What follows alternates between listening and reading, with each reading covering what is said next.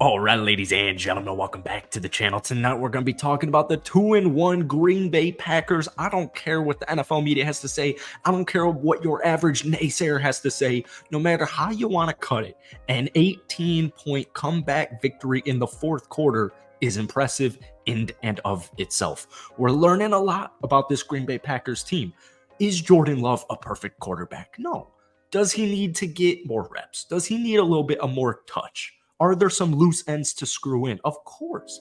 But in the first three quarters, Jordan Love, 172 yards, no touchdown, that interception, and a passer rating of only 56.3.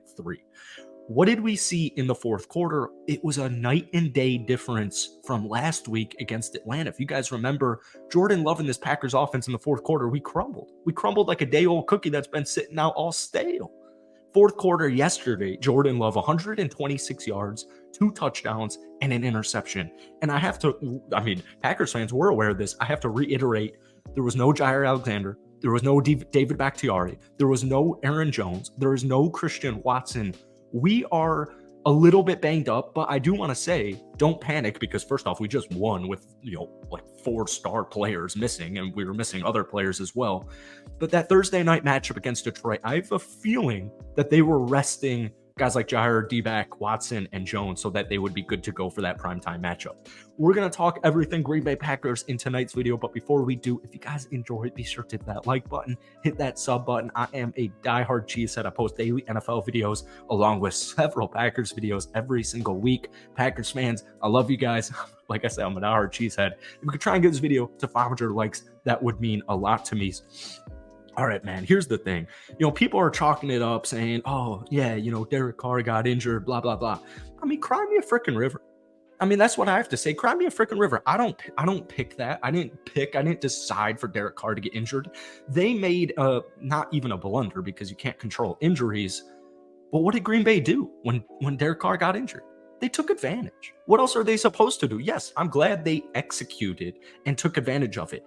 Here's the thing, man. Jordan Love, first things first, 22 of 44, 255 yards, 1 touchdown, and an interception. I really think, I have to hammer home this point. There's no Aaron Jones. Aaron Jones is kind of like our whole offense, just because of how dynamic he is and how young Jordan Love is. A running back is a quarterback's best friend. And so far through 3 games, A.J. Dillon looks like a completely different A.J. Dillon from what I've known in the past. But I'm going to wait. I'm going to be patient with it, because I think it's more of a sugar and spice and everything nice type of situation when Aaron Jones comes back. So just keep in mind, for example, yesterday, Jordan Love was the leading rusher for the Green Bay Packers. Not only did he throw for, that 1 touchdown in the fourth quarter, but he had that huge rushing touchdown. Keep in mind, man, here's the thing. Jordan Love's body language, his poise, the energy, even if it's sloppy, because it is going to be sloppy. We scored 0 points. We kept shooting ourselves in the foot the entire first half. We didn't score any points. Obviously, you want to put points on the board, but we literally were just getting penalty after penalty after penalty. You can't get any momentum going that way. But what I've seen from Jordan Love, and we saw it in preseason, we saw it in training camp, we've seen it since he's been drafted by Green Bay so many years ago. The dude's the definition of a professional. I just think he's such a great fit for the Green Bay Packers organization. When Christian Watson comes back, this dude is a freaking stud, man. When Aaron Jones comes back, keep in mind, the Packers offensive line, we're missing our best offensive lineman, one of the best offensive tackles in the entire National Football League, in David Bakhtiari, just to get him healthy for that Detroit game. The offensive line still holding up.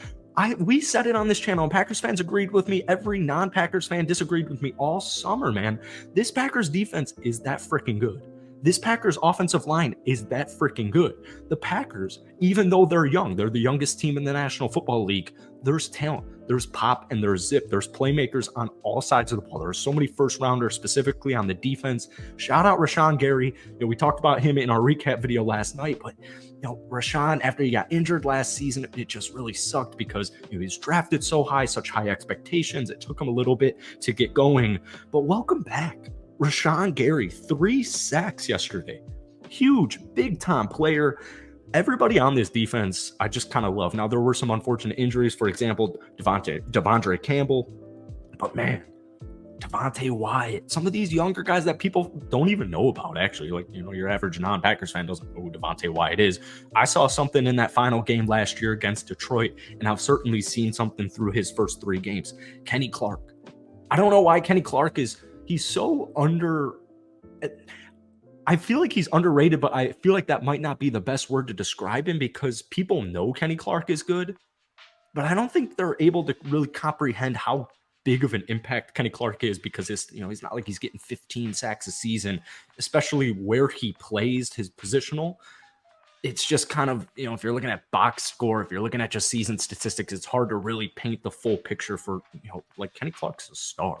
We know Kenny Clark's a star. Quay Walker. Quay Walker had a phenomenal rookie season that was just kind of overshadowed by 2, really stupid mistakes. They were definitely stupid mistakes, but people were counting Quay Walker out like he didn't have 100+ tackles in his rookie season and he wasn't a first rounder. Like, the dude's a freaking stud.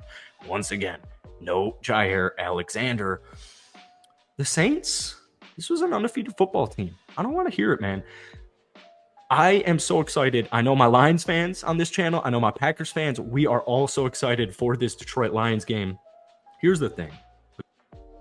You know what I noticed immediately in training camp? The videos in training camp, the Twitter videos in training camp, what I saw in preseason. It's a night and day difference from last year. And I know we're past the Aaron Rodgers saga. And I love Aaron Rodgers, and his injury definitely sucked and it stung for me, even though I'm not a Jets fan. But the body language for not only Jordan Love, but the entire team, these guys really like each other. And they're having a blast out there. And confidence is important. Confidence is extremely important. And that's why it's so important that even though Derek Carr got injured, none of that matters. No matter how any Saints fan wants to chalk it up, no matter how any non-Packers fan wants to chalk it up, Jordan Love, the Green Bay Packers, Matt LaFleur with the ballsy 2-point conversion, the defense getting stops, getting the ball back in Jordan Love's hands. Confidence, momentum is in their favor, and it's only going to improve week by week. Now, I don't want to get ahead of myself here because the Detroit Lions are a phenomenal football team. They are extremely well coached, and even if there are some holes, like every team has holes, it's going to be a really difficult game. Even though it's at Lambeau Field, the Detroit Lions swept the Green Bay Packers this past season. I want a competitive game.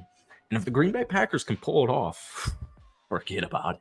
But we'll deal with that as it comes. We'll get another Packers video out to you guys before the week is over, before we have that, or I shouldn't even say the week's over, before the Thursday night game. So stay tuned. As always, guys, hit that like button, hit that sub button for daily NFL content, a couple of Packers video every single week. But this is the most important part. Packers fans, NFL fans, whoever's watching this video right now, I want a grade, a letter grade for this Green Bay Packers team for yesterday or this past Sunday's performance. Thank you guys so much for watching. Have a great rest of your night, and we'll see you next time. Peace.